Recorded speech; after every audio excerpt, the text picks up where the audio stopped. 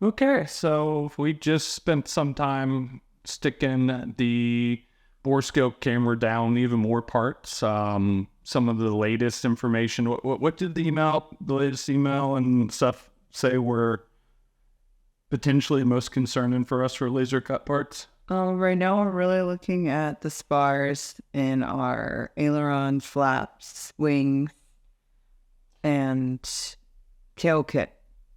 So sticking the camera all the way through the wing, the quick build wings that we have, couldn't find anything in the wings themselves. So I thought, let's come into here where we're storing our little guest room that's airplane part storage, and let's see what we can look at. Could not get the camera into the ailerons any way, shape, or form. So that's just going to be a little bit on blind faith that we're good there.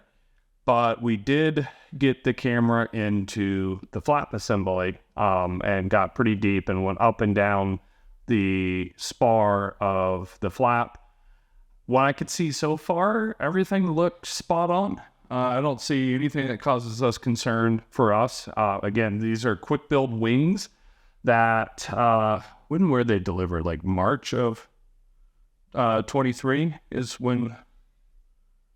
Yeah, I'll double check if I know in the last video I put the date on it. I'll go look at it, and if I'm wrong, I'll put a title here. Our quick build wings were delivered on this date right here. See it right there? Yeah. Okay. So again, I think there's a lot of misinformation or people trying to figure out what to make out of all this information. Rule number one, read Van's official information. What they say is what you should go by. Don't listen to people like us or other people on the internet. We're people on the internet. We don't know what we're talking about. We're just trying our best to tell you our thought process in case it helps inform you. Van's official information by far wins. But here's my take on it. One, if it's covered in blue when you took it off, don't panic.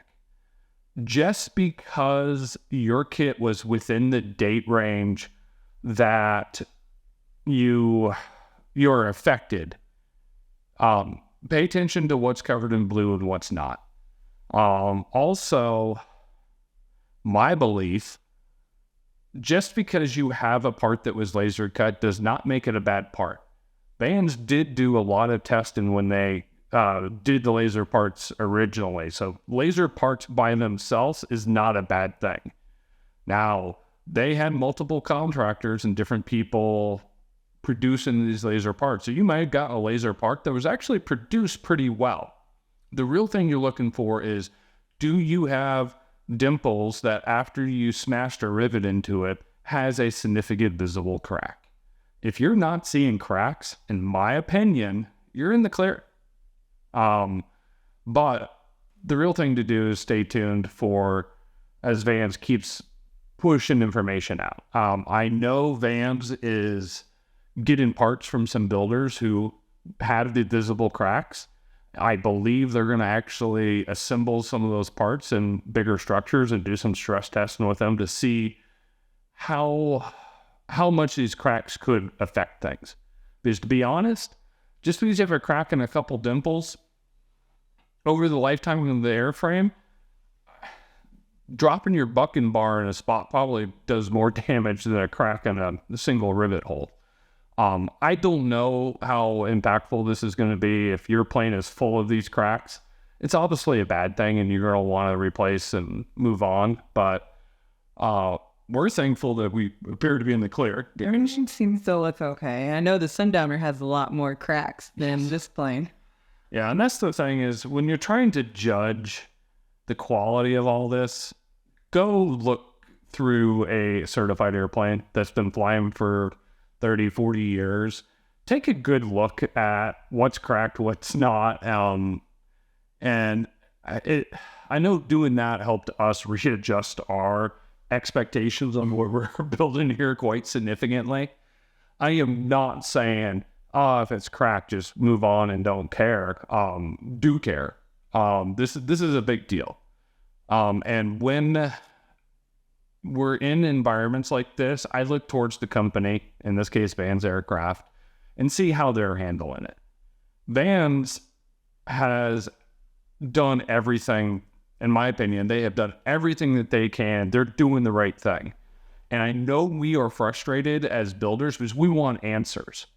It is my belief Vans is holding back and giving us a solid answers because they know when they say the answer is X, that even if things change later, it's hard for them to go back on. So they feel that it's important to only give really educated, complete answers. And that takes time for them to validate, verify, and get that in our hands. And I appreciate that because the worst thing they can do is jump to a conclusion, tell us all to do one thing, and turns out that that's worse than what the truth is. So I appreciate Vans' stance on start testing, start learning fast before telling us definitive answers. I would be much more concerned if they weren't doing that. I have worked in other industries and other companies who tend to be a little less thorough and detailed oriented in the case of critical issues like this. So although this is a really bad thing and people who are going to have to redo some work, that is a huge thing. I oddly have more trust in Vans after this than before because they have proven that they're going to do the right thing. They're going to put the people flying in these airplanes and building these airplanes first and make sure we get right answers. So stay tuned to everything Vans has to say. Read their information in detail. But again, all up and down, all parts. We even went through the elevator, and that looks good to us. Vans recommends pausing building. Works for us. We're going to Oshkosh in a week. So we're going to pause for the week of Oshkosh and start seeing what more information comes out. I know some of their tech people and the builder support team are staying behind and are not going to Oshkosh. We kind of expressed our displeasure of our favorite builder support people not be able to see them earlier, but hey, this makes sense for them to work through. So stay tuned. Let's not pile on Vans too much. That's my ask. I feel for them. I know they're doing the right thing. We have to be patient. It's frustrating. It sucks. It's not fun. But just remember when we're flying these planes later, how much fun and how great these airplanes are. So that's our update number 2 for the laser cut rivet cracks. We still feel even more support that we're in the clear. How does that make you feel? I think I'm still okay with it. I haven't seen anything. Don't worry. If we start seeing a crack later, just put a piece of duct tape on it and Evoke will paint over it for us. Oh, okay. We're fine. Yeah.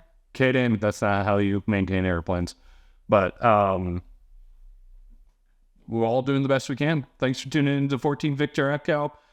We will be up at Oshkosh here really soon. I can't believe how quick it's coming.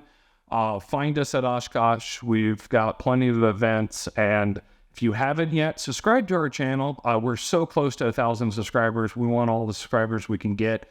We're going to do our best to bring as much of Oshkosh to you, the viewers who can't make it, as possible. I know FOMO is a big thing, and if you can't make Oshkosh, the next best thing is to watch content as daily if possible of Oshkosh. So We'll do what we can. you ready to film every day? I am. We're even bringing our Starlink dish to see if we can get internet access that way.